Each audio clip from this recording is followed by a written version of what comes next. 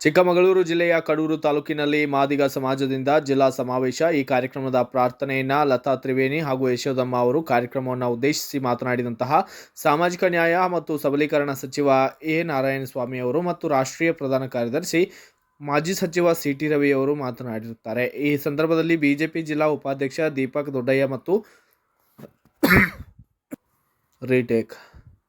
ಮಾಜಿ ಸಚಿವರಾದ ಸಿ.ಟಿ. ರವಿ ಅವರು ಕೂಡ ಮಾತನಾಡಿರುತ್ತಾರೆ. ಈ ಸಂದರ್ಭದಲ್ಲಿ ಬಿಜೆಪಿ ಜಿಲ್ಲಾ ಉಪಾಧ್ಯಕ್ಷ ದೀಪಕ್ ದೊಡ್ಡಯ್ಯ, ರಾಜ್ಯ ಪ್ರವಾಸ ತಂಡದ ಸದಸ್ಯೆ ಹಂಸವೇಣಿ ಮತ್ತು ನಿರೂಪಣೆಯನ್ನ ಶೂದ್ರ ಶ್ರೀನಿವಾಸ್, ಸ್ವಾಗತವನ್ನ ಬಗ್ಗವಳ್ಳಿ ಬಸವರಾಜ್, ತರೀಕೆರೆಯ ಸಮಾಜದ ಮುಖಂಡರಾದಂತಹ ಬೆಟ್ಟದಹಳ್ಳಿ ನಾಗರಾಜ್, ಟಿ.ಎಸ್. ಬಸವರಾಜ್ ಸೇರಿದಂತೆ ಅನೇಕರು ಕೂಡ ಇದೇ ಸಮಾಜದಲ್ಲಿ ಭಾಗಿಯಾದಂತಹ ಮಾದಿಗ ಸಮಾಜದವರು ಕೂಡ ಪ್ರಮುಖರು ಹಾಜರಿದ್ದರು.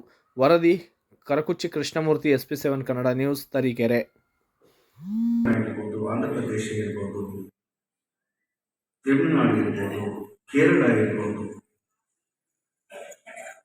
ಕರ್ನಾಟಕದ ವಂಚಿತ, ಮೀಸಲಾತಿ ವಂಚಿತ, ಒಂದ್ ಕಡೆ ಎಲ್ಲ ಹೇಳ್ತೇನೆ, ಡಾಕ್ಟರ್ BR ಅಂಬೇಡ್ಕರ್ ಕೊಟ್ಟಂತ ಮೀಸಲಾತಿ ಯಾರಿಗೆ ಬಂತು, ಎಲ್ಲಿಗೆ ಬಂತು,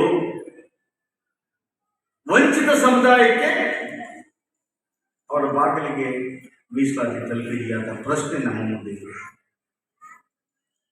ಅದಕ್ಕೆ ಬಿಜೆಪಿ ಅವರ ದಾಖಲೆ ಇದೆ, ಕಾಂಗ್ರೆಸ್ ಅವರ ದಾಖಲೆ ಇದೆ, BSP ಅವರ ದಾಖಲೆ ಇದೆ, JDS ಅವರ ದಾಖಲೆ ಇದೆ.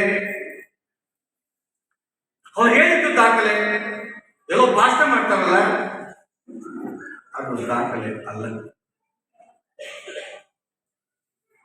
35 ವರ್ಷಗಳ ಹೋರಾಟ ಆಂಧ್ರ ಪ್ರದೇಶದಲ್ಲಿ ಮೀಸಲಾತಿಯಲ್ಲಿ ಅಶಕ್ತ ಮಾದಿಗ ಸಮುದಾಯಕ್ಕೆ, ಅಶಕ್ತ ಶಕ್ತಿಹೀನರು, ಅಸ್ಪೃಶ್ಯ ಶಕ್ತಿಹೀನರಿಗೆ ಮೀಸಲಾತಿ ಸಿಗ್ತಾ ಇಲ್ಲ. ಮೀಸಲಾತಿ ಕೇವಲ ಸರ್ಕಾರದ ಉದ್ಯೋಗ ಅಲ್ಲ, ಸರ್ಕಾರದ ಅನೇಕ ಯೋಜನೆಗಳು, ಸರ್ಕಾರದ ನೂರಾರು ನಿಗಮಗಳಲ್ಲಿ, ಸರ್ಕಾರದ ನೂರಾರು ಯೂನಿವರ್ಸಿಟಿಗಳಲ್ಲಿ, ಅನೇಕ ಕಾರ್ಪೊರೇಷನ್ಗಳಲ್ಲಿ, ಬ್ಯಾಂಕ್ಗಳಲ್ಲಿ, ಯೂನಿವರ್ಸಿಟಿಗಳಲ್ಲಿ, ಬ್ಯಾಕ್ಲಾಗಲ್ಲಿ 60 ವರ್ಷ ಈ ರಾಜ್ಯವನ್ನು ಆಳ್ದವರು ಪ್ರಜ್ಞಾವಂತರು ನಮ್ಮ ಮುಖ್ಯಮಂತ್ರಿಗಳೇ ಆಗಬೇಕು. ಸಂವಿಧಾನದಲ್ಲಿ ಮೀಸಲಾತಿಯನ್ನು ಹೆಚ್ಚು ಮಾಡುವ ಅಧಿಕಾರ ಇದೆ ಅಂತ ಅತಿಥಿಗಳು ಸಹ, ಜ್ಞಾನವಿದ್ದರೂ ಸಹ ಒಬ್ಬ ಅಡ್ವೊಕೇಟ್ ಆಗಿ ಅದನ್ನು ಗಮನಿಸಿದಂತ ಮುಖ್ಯಮಂತ್ರಿ, ಆ ಪಕ್ಷದ ಅಧ್ಯಕ್ಷ ಹೇಳ್ತಾನೆ, ಯಾವ ಹುಚ್ಚಲ್ಲಿ ಬಿಜೆಪಿಯವರು ಮೀಸಲಾತಿ ಹೆಚ್ಚು ಮಾಡುವ ಅಧಿಕಾರ ಯಾರಿಗಿದೆ ಅಂತ ಬೀದಿಯಲ್ಲಿ ಮಾತಾಡ್ತಾರೆ. ಪ್ರಜ್ಞಾವಂತ, ವಿದ್ಯಾವಂತ ನಮ್ಮ ಮಾದಿಗ ಅಡ್ವೊಕೇಟ್ಗಳಾಗಲಿ, ಅಧಿಕಾರಿಗಳಾಗಲಿ, ಸಂಘಟನೆಗಳಾಗಲಿ, ನೀವು ಮಾತಾಡೋದು ತಪ್ಪು ಅಂತ ಹೇಳಿ ಈ ಮಾದಿಗರ ಅಡ್ವೊಕೇಟ್ ಯಾರು ಈಚೆಗೆ ಬರಲಿಲ್ಲ, ನಮ್ಮ ಪರವಾಗಿ ನಿಲ್ಲಿ. ಒಳ ಮೀಸಲಾತಿ ನಮ್ಮ ರವಿಯವರಿಗೆ ಹಣ ಒಳ ಮೀಸಲಾತಿ 35 ವರ್ಷಕ್ಕೆ 1999ರಲ್ಲಿ ಆಂಧ್ರ ಸರ್ಕಾರ ಒಳ ಮೀಸಲಾತಿ ಅವಶ್ಯಕತೆ ಇದೆ ಅಂತ ಒಂದು ಆಯೋಗವನ್ನು ರಚನೆ ಮಾಡಿ, ಜಸ್ಟಿಸ್ ರಾಮಚಂದ್ರ ಆಯೋಗ, ಸದಾಶಿವ ಆಯೋಗ ಎಲ್ಲ ತಿರಸ್ಕಾರ ಮಾಡಿ ಸ್ವಾಮಿ. ಸದಾಶಿವ ಆಯೋಗ ತಪ್ಪು ಹೇಳಿ ಸ್ವಾಮಿ. ದಕ್ಷಿಣ ಭಾರತದ 5 ರಾಜ್ಯಗಳಲ್ಲಿ ರಾಮಚಂದ್ರ ಅವರು ಹೇಳ್ತಾರೆ, ಆ ರಾಜ್ಯದ ಎಲ್ಲ ಯೂನಿವರ್ಸಿಟಿಗಳ ಸರ್ಕಾರದಲ್ಲಿರ್ತಕ್ಕಂಥ ಕ್ಲಾಸ್ 1 ಅಧಿಕಾರಿಗಳು ಎಷ್ಟು ಜನ ಇದ್ದಾರೆ? ಮಾದಿಗ ಸಹೋದರ ಬಂಧುಗಳು.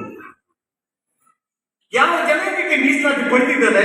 IAS ಎಷ್ಟಿದ್ದಾರೆ, IPS ಎಷ್ಟಿದ್ದಾರೆ, tahsildar ಎಷ್ಟಿದ್ದಾರೆ, AC ಎಷ್ಟಿದ್ದಾರೆ, CEO ಎಷ್ಟಿದ್ದಾರೆ? ಈ ಸಮಾಜದವರು ಅಂಕಿಅಂಶಗಳನ್ನ ನಾನು ಹೇಳೋದಿಲ್ಲ, ದಾಖಲೆ ಇದೆ, ಅವ್ರ ವರದಿ ಇದೆ. ಎಷ್ಟು ಜನಕ್ಕೆ ಪೆಟ್ರೋಲ್ ಬ್ಯಾಂಕ್ ಸ್ಯಾಂಕ್ಷನ್ ಆಯಿತು, ಗ್ಯಾಸ್ ಸ್ಯಾಂಕ್ಷನ್ ಆಯಿತು, ಯೂನಿವರ್ಸಿಟಿ ಪ್ರೊಫೆಸರ್ಗಳಾದ್ರು, ಯಾಕೆ ಈ ಸಮಾಜಕ್ಕೆ ಅನ್ಯಾಯ ಆಗಿದೆ? ಡೇಟಾ ಅಂಕಿಅಂಶಗಳ ಸಮೇತ ವರದಿ ಕೊಡ್ತಾರೆ. ಆಂಧ್ರ ಪ್ರದೇಶದಲ್ಲಿ ಜನಸಂಖ್ಯೆಗೆ ಅನುಗುಣವಾಗಿ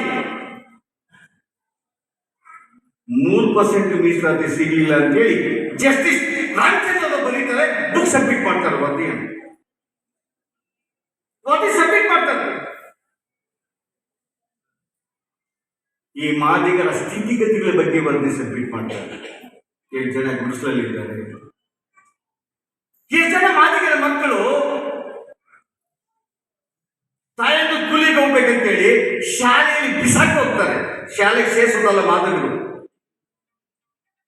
ನಾನು ಕೂಲಿಗೆ ಹೋಗ್ಬೇಕು, ನನ್ನ ಮಕ್ಕಳು ನೋಡ್ಕೊಳಕ್ ಆಗೋದಿಲ್ಲ, ಈ ಮಗು ನೋಡ್ಕೊಂಡು ಟೀಚರ್